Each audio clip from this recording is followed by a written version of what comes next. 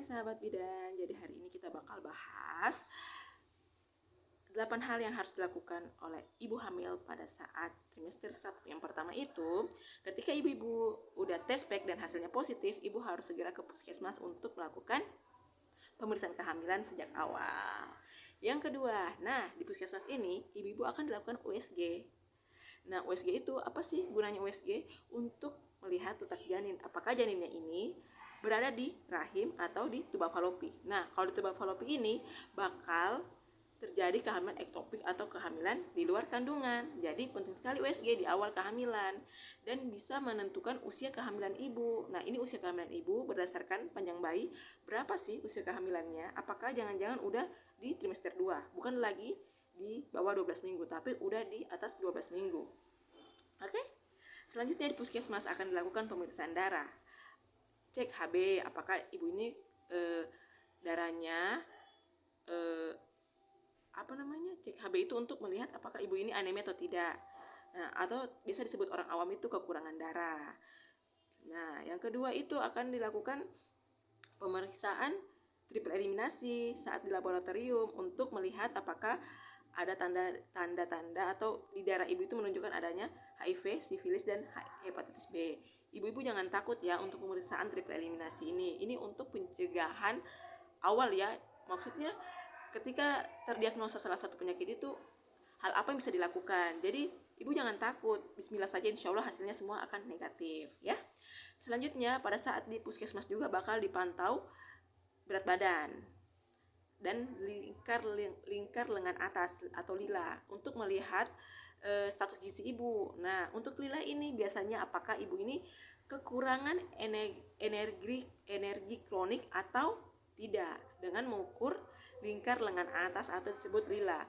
Biasanya ibu-ibu yang dengan lila 23,5 cm itu disebut kek. Biasanya mereka akan memberikan ibu makanan tambahan berupa susu, telur. Bahkan kalau di tempatku dulu di daerah Toli-Toli itu biasa dibawakan makanan yang udah jadi begitu dari puskesmasnya. Yang bawa itu adalah bidan, tapi sebelum dibawakan dikonfirmasi dulu ke ibunya.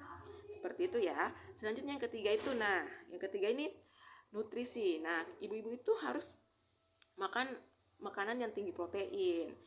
Kenapa? Karena untuk pembentukan janin ibu atau perkembangan janin ibu itu supaya lebih sempurna dan lebih sehat itu harus tinggi protein. Nah, protein itu tidak selamanya harus protein dari hewani ya, seperti daging, ayam. Tidak selamanya itu harus dari protein hewani, bisa saja dari protein nabati seperti tempe, tahu. Nah, sebenarnya sih kalau untuk di daerah saya ini Sulawesi Tengah itu kalau ikan itu mudah ya, kecuali di daerah kayak Pulau Jawa itu saya pernah tinggal di sana. Enggak terlalu lama sih, cuman tinggal sekitar 3 bulanan lalu. Itu di sana banyak ayam. Jadi kalau ayam itu lebih mudah didapatkan daripada ikan, seperti itu.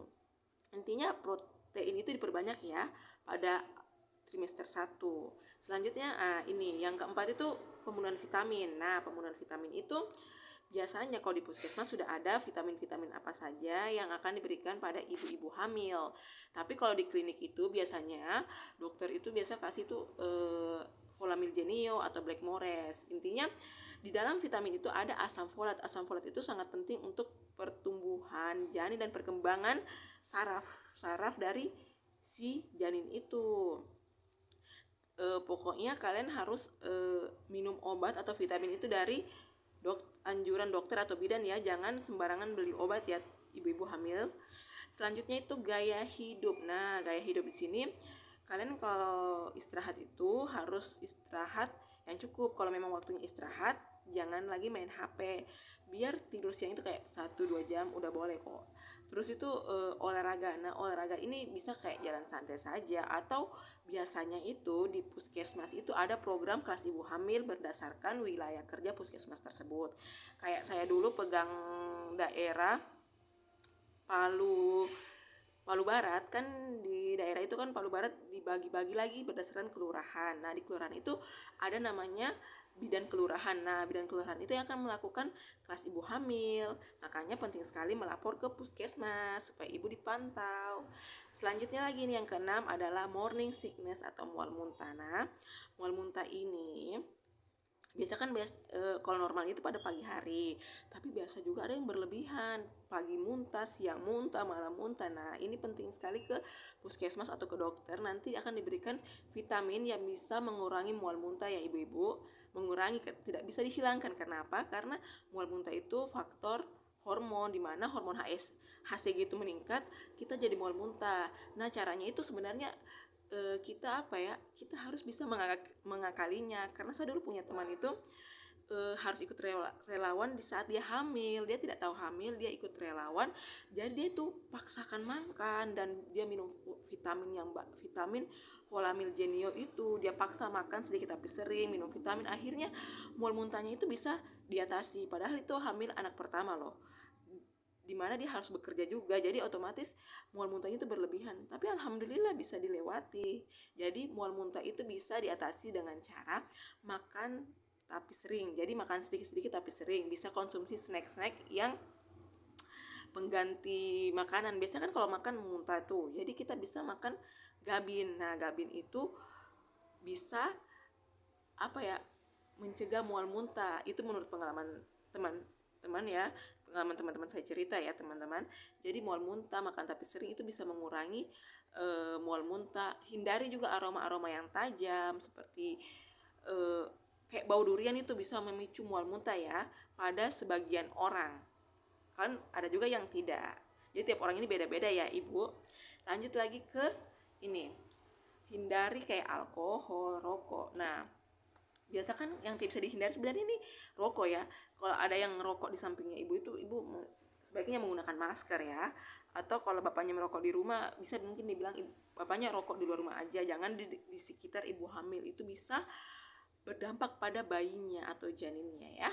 Lanjut lagi pada ini yang ke-8, tanda bahaya kehamilan. Nah, tanda bahaya kehamilan yang paling sering itu adalah flek atau keluar darah sedikit. Biasanya itu disebabkan oleh aktivitas yang cukup berat ya, kayak angkat beban atau tidak, kurang istirahat, jadi perutnya berkontraksi, keluarlah flek, atau melakukan hubungan. Nah, untuk melakukan hubungan ini nanti edukasinya di selanjutnya ya. Kenapa melakukan hubungan itu bisa berdampak terjadinya flek, nanti kita bahas ya.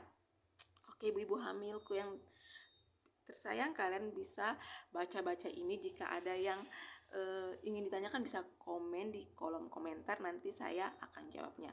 Terima kasih, sekian dulu edukasi dari saya, semoga bermanfaat. Jangan lupa like dan subscribe-nya ya, atau follow TikTok saya, yaitu TikTok Sahabat Bidan.